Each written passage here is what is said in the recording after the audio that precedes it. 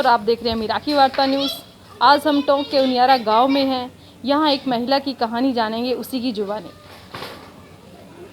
कानून व्यवस्था चाहे कितनी भी कठोर क्यों न हो, लेकिन एक बेसहारा और लाचार महिला की मदद करने में आज भी विफल है। ऐसा ही एक मामला है टोंक जिले के उनियारा गांव की महिला का। जी हाँ, हम बात कर रहे हैं विधवा महिला मोबीना उर्फ मोना की, जिसके पति अजमल खान की 4 साल पहले कुछ लोगों ने घर में घुसकर हत्या कर दी थी और किस्मत से मोबीना और उसके दोनों बच्चों की जान बच गई। नाम है आपका? मोबीना। आपकी शादी को कितना समय हो गया? जी मैम 11 साल हो गए। आपके कितने बच्चे हैं? 2 बच्चे। मोबीना की शादी 11 साल पहले जयपुर गलता गेट क्षेत्र में हुई थी। वह अपने ससुराल में राजी खुशी रह रही थी, लेकिन 21 अप्रैल 2016 की रात मोबीना के जीवन में नासूर बनकर आई और पति का साथ छीन लिया। उस दिन सुबह लगभग 4:30 बजे का समय था जब कुछ लोगों ने घर में घुसकर अंधाधुंध फायरिंग शुरू कर दी,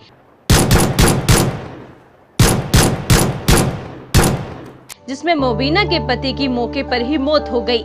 लेकिन फायरिंग में एक गोली मोबीना के गले में जा फंसी। मोबीना उस समय घटना को समझ नहीं पाई और अपने पति को संभालते हुए अस्पताल पहुंची। तभी मोबीना को अपने गले में दर्द का एहसास हुआ। तब डॉक्टरों ने जांच में बताया कि उसे गले में गोली लगी है। उसे इलाज के लिए भर्ती कर लिया गया, लेकिन जब मोबीना 3 दिन बाद घर पहुंची तो उसे पता चला कि पति इस दुनिया में नहीं रहे। मोबीना के इलाज के दौरान डॉक्टरों ने बताया कि ऑपरेशन से गोली निकालना संभव नहीं है, क्योंकि गोली कान और दिमाग की नस के पास लगी है। इसलिए ऑपरेशन करने से मोबीना की जान जा सकती है। 4 साल पहले जो आपके साथ घटना हुई थी, किस तरह क्या वारदात हुई थी आपके साथ? मैम हम सो रहे थे कुंडी लगा के, तो इतनी तेज आवाज़ आई, बहुत तेज। तो मैं उठती तो मुझे नदीम और शिवा दिखी दोनों। तो मैं उनके पीछे गई तो वो है ना मुझे देख के घबरा गई। फिर उन्होंने अंदर से गाड़ी में वापस अंदर आई। फिर इसके डैडी को उठाए। मैं मुझे देखो तो रेहान के पापा आपको नींद आ रही, मेरे क्या पता क्या हो गया। फिर वो गए ना, मैं चिल्लाए वो।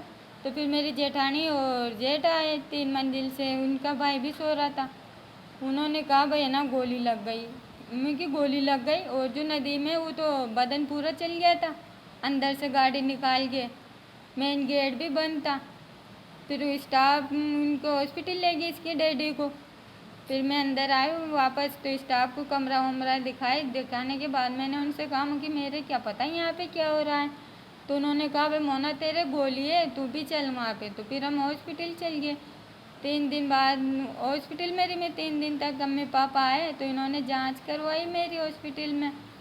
तो पुलिस को सूचना उस टाइम किसने की थी? जो इसके डैडी को लेके जा रहे थे ना मेरे जेठ, तो उन्होंने कहा था। फिर वो तो हॉस्पिटल में चल गए थे। फिर मुझे स्टाफ लेके गई थी, तो फिर मुझे वहाँ पे भर्ती करवाया। उन्होंने कहा तेरे गोली में होना चल। तो वहाँ पे गए हम। तो फिर वहाँ 3 दिन तक मैं हॉस्पिटल में भर्ती रही। मम्मी पापा ने जांच करवाई मेरी। गोली लगने के बाद आपके पति की कितने दिन बाद डेथ हो गई थी? एंड टू एंड हो गई थी मैं, मुझे दिन डेथ हो गई थी। लेकिन मुझे पता नहीं था भाई वो नहीं है। मुझे तो 3 दिन बाद में पता चला था भाई वो नहीं है। पति के जाने के बाद मोबीना पर दुखों का पहाड़ टूट पड़ा। अपने पति को न्याय दिलाने के लिए जयपुर गलता गेट थाने के चक्कर काटती रही, पर हर बार खाली हाथ ही लौटना पड़ा। इन सब के बीच मोबीना के ससुराल वाले उसके दुश्मन बन गए, क्योंकि उसका कहना है कि हादसे के समय उसने अपने देवर व देवरानी को ही कमरे में देखा था। घर के दरवाजे बंद थे। तब देवर मदद करने की बजाय मौके से फरार हो गया और जेठ ने थाने में जाकर पड़ोसी के नाम मामला दर्ज करवा दिया। जब आपको पता चला कि आपके गोली लगी है, तो सबसे पहले आपने किसको देखा? मेरे देवर को, देवरानी को। मैं तो जिस टाइम ये गोली लगी है उस समय उन्होंने आपकी कोई मदद की? नहीं, कुछ भी नहीं की। वो तो अंदर से गाड़ी निकाल के बदन पूरा साइड चल गया। तो आपको हॉस्पिटल कौन लेके गया उस टाइम? स्टाफ लेके गई थी मैम मुझे। वह बताती है कि मेरे ससुराल वाले प्रॉपर्टी को लेकर पति को आए दिन परेशान करते थे।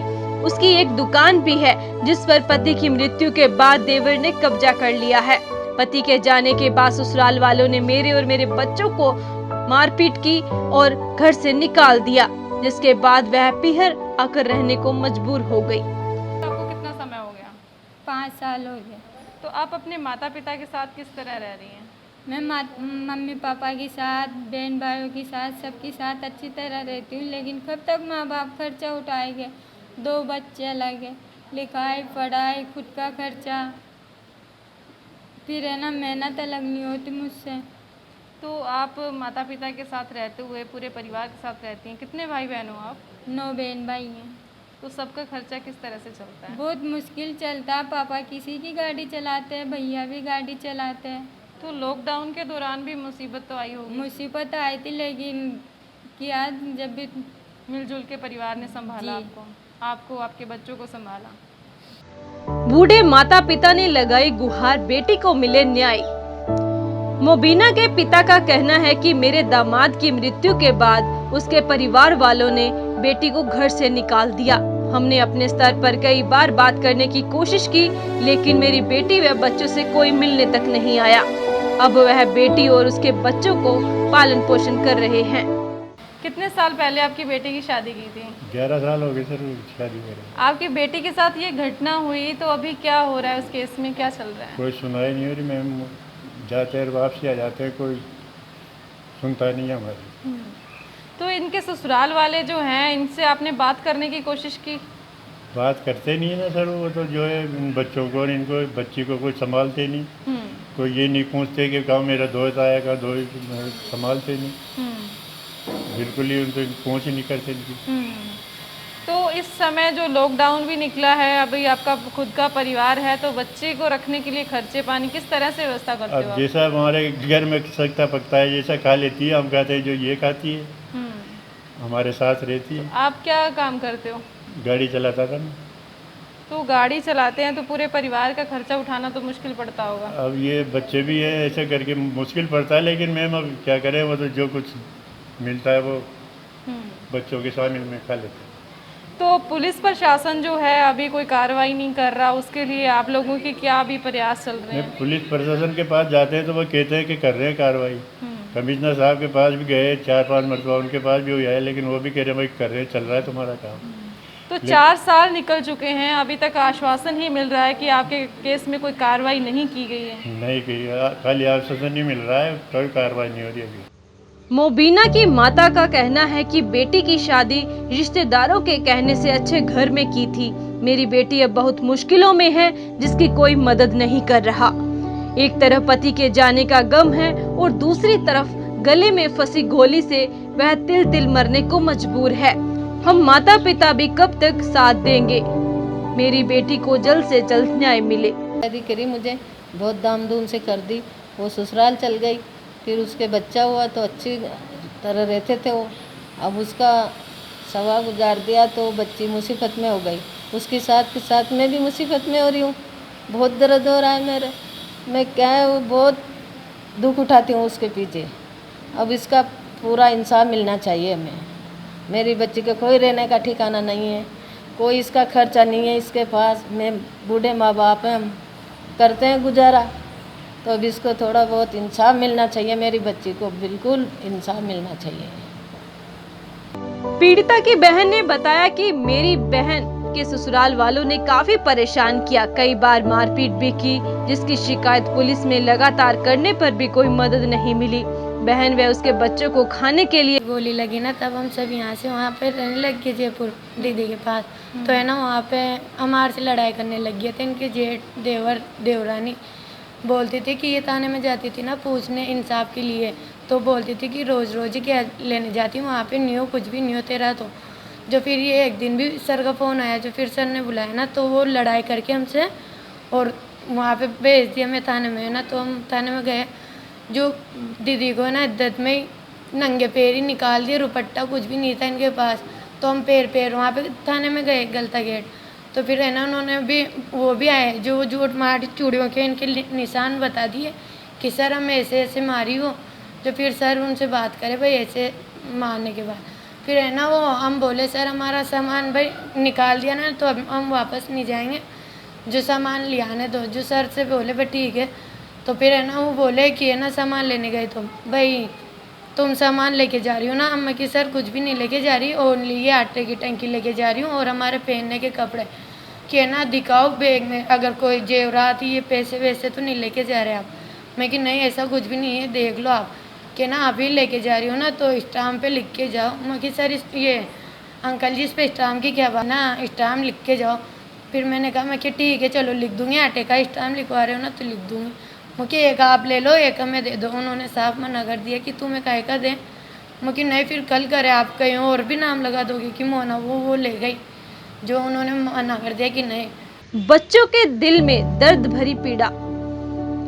बच्चों की पीड़ा है कि पिता के जाने के बाद केवल माँ का ही सहारा है। यदि माँ को कुछ हो गया तो उनके पास रहने के लिए छत भी नहीं है। वह अपने दादा दादी के घर जाना चाहते हैं। आपके दादा दादी से बात होती है? नहीं। किसी का फोन नहीं आता? नहीं। वहाँ जाना चाहते हो? हाँ। अपने घर जाना चाहते हो? हाँ। जहाँ पे पापा रहते थे? हाँ। 2017 में मदद के लिए महिला सुरक्षा एवं सलाह केंद्र का दरवाजा खटखटाया। मोबीना के मामले में कहीं सुनवाई न होने के बाद वह जयपुर ग्रामीण एसटी परिसर में स्थित महिला सुरक्षा एवं सलाह केंद्र पहुंची। वहां अपनी समस्या से परामर्शदाताओं को अवगत करवाया और मदद की गुहार लगाई। महिला सुरक्षा एवं सलाह केंद्र परामर्शदाता मीनाक्षी विंदोरिया ने बताया कि पीड़िता का मामला केंद्र पर 2017 में दर्ज किया गया, जिसके बाद लगातार अधिकारियों से संपर्क किया गया। हम सलाह केंद्र जयपुर ग्रामीण में पीड़िता मोबिना 2017 में आई और उसने बताया कि 2016 में उसके पति के साथ एक वारदात हुई जिसमें उसकी जान चली गई और पीड़िता की गर्दन में गोली लग गई, जो अभी तक फंसी हुई है। पीड़िता ने बताया कि पुलिस ने उसकी कोई भी मदद नहीं की है, इसलिए वो हमारे पास आई है। उसके बाद में हमने थाना गलता गेट में बात की, क्योंकि उसका थाना गलता गेट ही लगता है। उन्होंने बताया कि मैडम अभी तो ये फाइल हमने सीओ ऑफिस में रेफर कर दी है। हमने सीओ ऑफिस में बात की, एसीपी कार्यालय में बात की।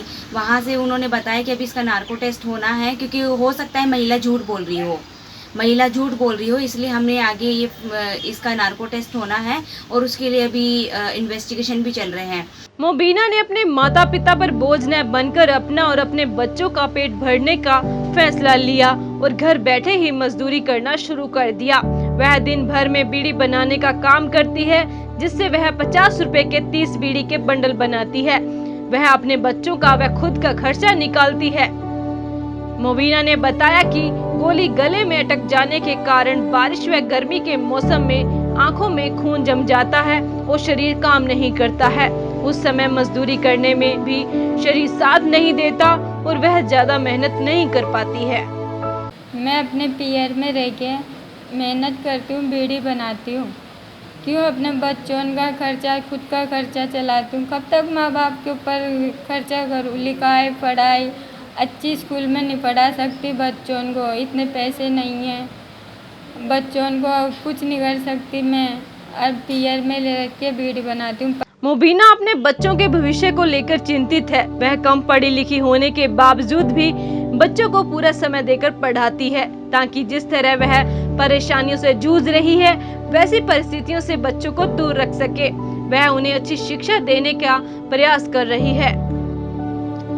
मोबीना कानून व्यवस्था पर आस लगाए हुए है। वह पति के हत्यारों को सजा दिलाना चाहती है।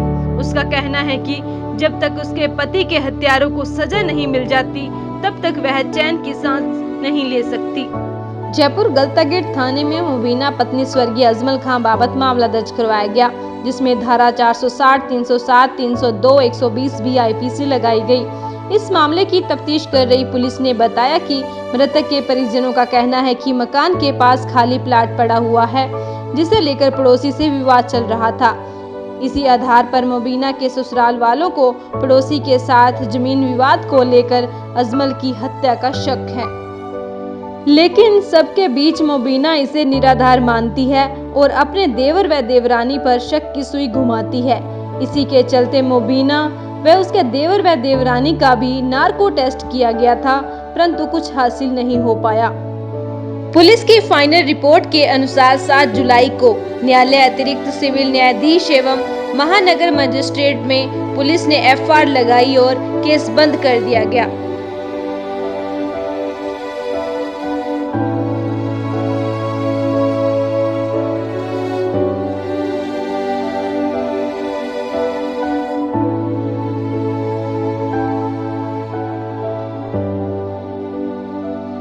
फिर मिलेंगे कैमरा पर्सन ईशान के साथ। मैं हूँ ईशा शर्मा, तब तक के लिए धन्यवाद।